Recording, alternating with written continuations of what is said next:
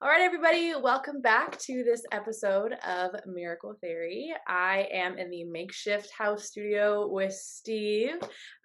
We have an amazing, mind blowing experience to talk about today, and I know everyone in the audience is going to really love this story. So, without further ado, Steve, why don't you tell us a little bit about yourself, how old you are, where you're from, stuff like that? Really? My name is Steve, and I'm originally from Arizona.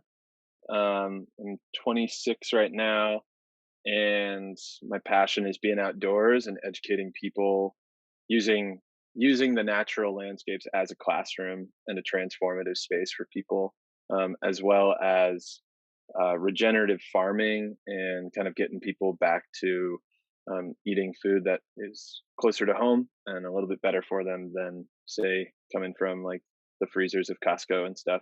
But yeah, that's who I am. I love working with kids and adults and everybody, and just spending all my time outside. And kind of manifested that recently by moving into a small 16-foot travel trailer with my partner, and we've been in it for about a year and a half now. And the pandemic, we've just been going around farming and spending more hours outside than inside. And yeah, just got some really beautiful experiences with that. So that's a little bit about me. That's very cool. Thank you. Okay, well, with that intro, I'm just going to start asking some questions. Part of the intro is where I talk to my guests a lot about what their biggest fears are. I'd like to see whether or not it coincides with the experience that you went through. So, Steve, what is your biggest fear? Um, I think my biggest fear is getting to the final stages of life and realizing, or having a realization that I didn't do anything, Hmm. um, that I didn't take the leap of faith, or go on that trip, or say that thing to someone, or do that thing, which is kind of vague. But I think, yeah, the stagnant or idle life. If I were in a position where I looked back on that, I think that kind of just gives me fear in a way, Yeah, maybe. yeah, no, that's definitely a trend with the show. I think um, That's I mean, I definitely have the same fear of feeling like I didn't almost do enough in life or Mm, get to that one thing that I've been wanting to do because my mhm, job stopped me or, whatever it might be. So that's great. That's great. mm, Um, yeah, so we'll definitely take a look back and see how that correlates to what you have to tell us today. The next part of my intro is going to be to ask you to title your experience. It's kind of a complex question because I know a lot probably happened during your experience, but if you could mhm. kind of summarize it into one word, what would that be? Yeah, uh, buoyancy, Buoyancy. um, Okay. buoyancy, and the reason for that is, as I explain the story, it'll kind of make sense. But in when you're working with snow, and if you're ever caught in an avalanche, you want to have buoyancy to stay at the top. And also, having an experience like that, it's really easy to sink to the bottom Mhm. of life, and remaining buoyant and really trying to make sense of it and come out the other side of it better, even though it might be hard to sometimes see that perspective. I like that. That's like a double meaning. Mm. That's great. Okay, well, let's dive into it. I'm going to give you this time to summarize your experience for our audience, and we'll go from there. So, Steve, go ahead. Cool.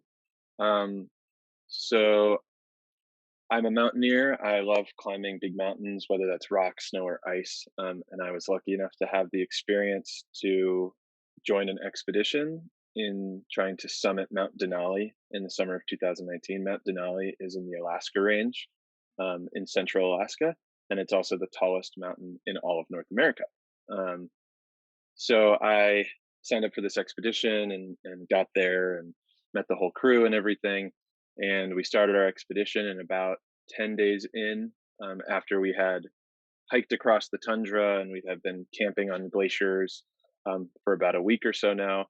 We started our steepest, or one of our steepest portions of the climb, which is getting off of the Muldrow Glacier and climbing Karsten's Ridge, which gives you access to the upper part of the mountain and allows you to summit because of it. And Carson's Ridge is really steep. On one side, you have an 8,000-foot fall down to the Trulika Glacier, and on the other side, you have a 3,000-foot fall down to the Muldrow Glacier. And as we were moving up this mountain, we had so much gear, we had to do all of our moves twice. So we move half of our gear, come back down, spend the night, refuel, and then go and continue up the mountain. So we were moving up the mountain, and we dropped off half of our gear, some fuel, some food, and things like that. And we had started our descent back down, and it was an unusually warm day, sunny day rather. So the glacier was radiating a lot of heat back up, and all that heat warmed up the snowpack, which we had moved up earlier in the day and was really solid. We were able to kick in really good steps and make a really solid trail. However, on the way back down, that was basically gone from all the warming. So all the steps we had kicked in, when we stepped in them, they'd slosh out. And I was on a rope team of 4, so I'm attached to 3 other people. I was the third person, so 2 people in front of me, 1 person behind me. And as we're going down this glacier, I'm trying to stay in the steps and keep the trail solid. But I kind of pushed through and sloshed out some snow and basically lost my footing and kind of regained it. And then my rope team pulled me forward just because they were moving forward. And it caused me to lose my balance again. And I fell to the right and plummeted into the snow. And because of the warming, the consistency of the snow had changed, and it really weakened the layer, and it actually triggered an avalanche. And this was on the side that falls 8,000 feet down to the next glacier. So I was trying to stop myself by kicking my crampons, which are the connection to my boot, which give me traction. They're like sharp spikes on my feet, and my ice axe. I'm trying to stop, but it doesn't work when you're caught in a giant moving slab of snow. Right. So I fell for about 60-ish meters, give or take a few, and then fell into a crevasse. But while I fell, the rope had wrapped around my left leg, causing me to invert when I fell. So I was upside down in this crevasse, and all of the remaining avalanche debris from when I triggered it continued to fall on me and kind of not entirely bury me, but filled my jacket and covered me, and I was able to brush it off. And by whatever stroke of luck, I had no immediate injuries, and I was able to kind of unwrap my leg from the rope. And the woman behind me had gotten pulled off the mountain too, and she had fallen and significantly fallen farther than I did. And she climbed back up the snow, and we met on the lip of the crevasse and walked back to our rope team. And we did a quick assessment of each other to make sure that there was no spinal injury or anything like that, or head injuries or anything. And then we split a Snickers bar and a few sips of water and got back to camp so that we weren't out there too long or too late, and had a big group meeting with the whole team and kind of did a debrief and let people share some ideas and feelings of what was going on, and then just continued back up the mountain the next day. Wow. So you went the next day again after all of that. Yeah, we had to pack up and keep moving. So right through where I had fallen, we had to hike right back through the next day, and you could still see where the crown, which is what's called the crown of the avalanche, you can see right where it separates, and it's probably about 6 or 8 inches thick. I'm not sure how wide or what the surface area of it is, but it was a pretty significant slab Yeah. that fell off there. How fast do you think you were going down the mountain? I have no idea. It feel like right after I had experienced it, it felt like I was falling for like 10 seconds. And Mhm. now when I look back at it, replayed it in my mind so many times that it's slowed down where it's like maybe I was falling for like a minute. That's definitely not true, but Yeah. is probably just a couple seconds. Yeah, I was going pretty quick, just like Right. really shooting down the side of it. Yeah. Nature's powerful, man. You never Oh yeah, Yeah. Wow. Okay. So you were just taken out, and we did a little for everyone watching.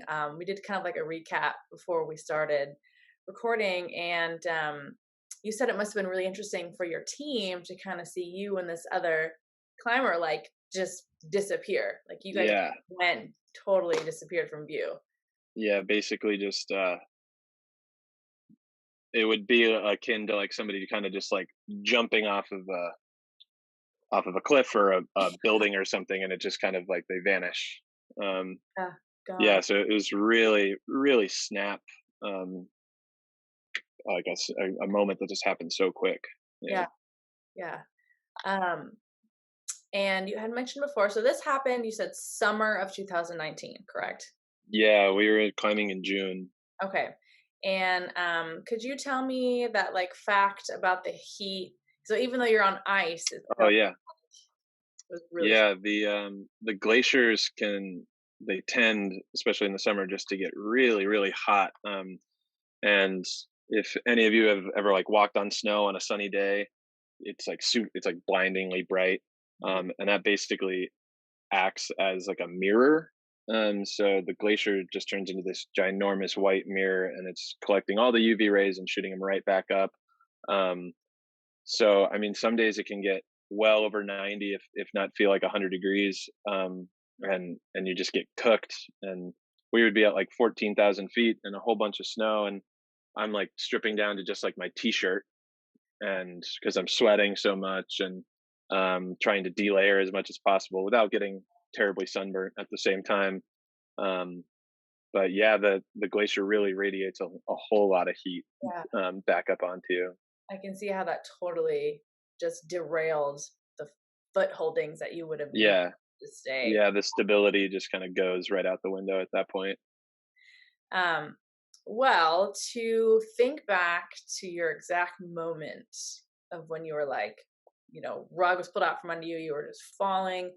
Do you remember what you were thinking? Were you just like, "Oh, this is happening. Okay, I'm falling." Yeah, I noticed that I didn't when I fell into the snow that I didn't just kind of stop, um, but that I was going quite quickly, and I had the wherewithal to yell falling. Okay. Um, and when climbing, and if you know that you're falling, it's good to yell falling so Yeah. that the other people managing the rope can kind of brace for that Okay. and really get set up for it. Um, so I did have the wherewithal to say that, and as I was going down, it was yeah, kind of just like, well, this is it. Like this is it. Yeah. Um, I definitely have a strong memory of really feeling like that was my day, and um, yeah, so that was kind of it, and it's just so much of a blur. But yeah, that was the overwhelming feeling. Do you think when you were thinking like, "Well, this is it," was it like so much adrenaline that you weren't really scared, or were you like totally scared, mortified? Yeah, I it's kind of hard. It kind of felt like I came to terms with it kind of quickly. I Mhm. was like, well, yeah, I'm in an avalanche, and there's an 8,000 foot fall below me. I'm not Oh, like I can't do anything about it. And um, but once I realized that I survived it, that's when I got way more scared okay. and was like, "Oh, whoa, that was too close for comfort." um, Yeah. and definitely induced a lot of uncertainty about the rest of the climb for sure. Yeah, I was gonna say after that to continue the trek, that's pretty impressive. That's pretty mind blowing that you were able to just keep on with that. Yeah, it was lucky just because the crazy thing is that there were no injuries, and that's another thing that I've tried to make sense of. Because I mean, I can't give an exact number, but I would say 7 out of 10 times somebody climbing on a mountain caught in an avalanche like that you at least have a broken bone, or somebody's dead, or something. And we both just walked away, and the biggest thing was that the person behind me who was attached to me got a bloody nose from her ice axe hitting her nose, and that was it. I was scared I had a concussion and that we were going to be going up in elevation and that my brain would be swelling with less oxygen and more pressure and everything. Um, yeah, and it was nothing. Had a little bit of rope burn on my leg where it had wrapped around me, and that's about it. Amazing, amazing. So with all that in mind, then, do you ever think about, and this is kind of a deeper question, Mm, and thinking about your life now and mm. the experience you went through and the time between, can you pinpoint any reason as to like why you feel like you survived? That is, I can't, I haven't figured that answer out yet. Tough question. Um, I know. and that's I've done a whole bunch of reading and trying to relate with other people, especially climbers who've had similar experiences with whether it was a climbing buddy who passed or they were caught in an incident or something. And the survivor's guilt is pretty real. Um, and or survivor's uncertainty or whatever you want to call it. But yeah, I don't know why it happened, but I will say that since that moment, um, the overwhelming majority of every experience I have is magnified and Yeah. and amplified. So relationships, I'm able to kind of give more Mhm. and perceive more from it. And interactions with nature are spiritual, and I'm not really a spiritual person. Um, that's the other thing is I was raised very conservative, denounced the church, moved away from it, still don't like the church. But this moment where I like almost died and now I'm here, and I almost died from like the natural powers of the world, not some like human created experience, is, I don't know, it's kind of too hard for me to ignore it anymore. Um, and it's definitely, yeah, it hasn't, I don't know why I experienced it, but I feel more connected in general because of it. I mean, maybe that's why, or maybe you haven't Yeah. pinpointed some reason yet. I mean, maybe you'll go on to teach children how to climb, or maybe whatever it Mm, might be, teach safety or something like that. But just having kind of a newfound connection and respect for the world around you, whether it be hmm. people or places or things. I think that's definitely a valid answer. So Yeah. I know it's a tricky question, but there's always a reason. Obviously, you're here to tell the story and lead a good Yeah. life, so that's definitely got to count, right? Um, Mm, well, we're gonna start wrapping up here, and part of that wrap up is gonna be to think back, and if you could give yourself a piece of advice during the experience, like if you could warn yourself, like, okay, this is going to happen, you should do this to aid in the experience. Do you know what I'm saying? Like, what might you mm. give? And What it can't be do this to avoid the experience. Like the Right, experience is it's inevitable, right? gonna Right. happen no matter what, yeah. Um, Ooh, that's a good question. Um, I think it would be to don't don't have a grudge on anything or anyone at any time, because that moment is going to come and it's going to catch you off guard. Mhm. And I think if had my life ended that day, um, there would have been a lot of things unsaid Okay. and uh, a lot of feelings not expressed to people, and it wouldn't have been fair to Yeah. them. Nice. That's great. That's a beautiful one, yeah. I honestly thought you were gonna say, like, "Don't tense up, let your body relax." Right, right. No, that's good. So, like, if things would have ended that day, it totally would have ended not the way you ever would have wanted. I mean, obviously no one wants to go through that, but Yeah. yeah. Okay. Yeah, just family relationships that should have been Yeah. that have been reconciled since then. And yeah, Good. That's good. yeah, Um, okay. Well, my last two questions. yeah. First, do you wish the experience never occurred? Um, yes, but only, or no, I don't wish that it occurred, only because I still love climbing so much, and I just get so much meaning from the mountains. And to not have your worst nightmare actually be a memory, Yeah. um, Yeah. is liberating. But at the same time, I also know that I can trust gear, that I've gone through it, I've Yeah. responded from it. Um, so no, I don't wish only for that reason, but for the reasons that I've stated, that it's given a lot of clarity and connection to Yeah. the entire earth around me. Um, I I don't know if I would have come into that perspective on my own without it. Great. Mm, Okay. Um, well, my final question, thinking of everyone watching mm, in your experience, whether it be, I want you to basically give us a piece of advice, whether it be about life, about climbing, about the world around us, based off mm, of what you went through specifically and what knowledge you have now. What advice would you give us? mm. Um, I would say that really understanding that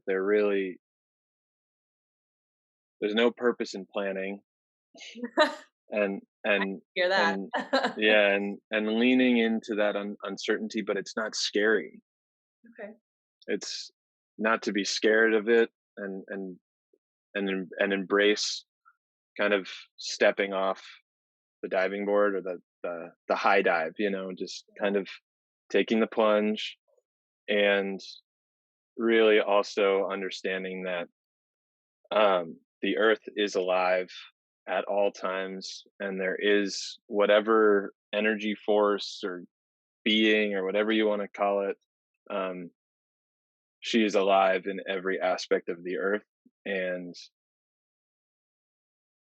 provides power and beauty and inspiration, um, and to look for that in whatever size it is, a small desert flower blooming in the winter, or powerful avalanche ripping down a Yeah. huge swath of rock. um, and again, avalanches aren't scary because it's the part of the natural process. It can be scary to be caught in one, Right. but Yeah. it is the natural thing, and we benefit from it, the avalanche. We get the water from the snow, from the melted snow, and that we in essence are the avalanche, because we're 70% water, and it's water that's going to be coming from us and going back to the earth. I And like that. Yeah. so that, I don't know if that's advice, more of like my worldview of trying to get people connected back to the mother earth. I think that's very powerful. That is a piece of Mm, advice because mm, I don't think we pay much attention mm, to Mother Earth and how she operates. So yeah. clearly, with this experience and this story, I hope people can pay a little bit more attention. Mm, So um, that was very powerful and a very beautiful story, and I absolutely love the way you connected all the dots, even mm, though there seems like there's some things you're not sure about yet.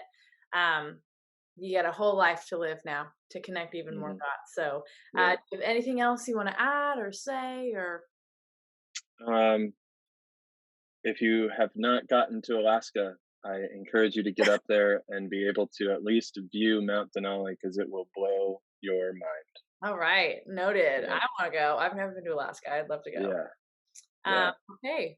Well, thank you again, everyone. I'm going to be tagging Steve in my Instagram posts And my episode is going to drop very soon. So thank you for watching. Stay tuned as always, and we will see you guys next time.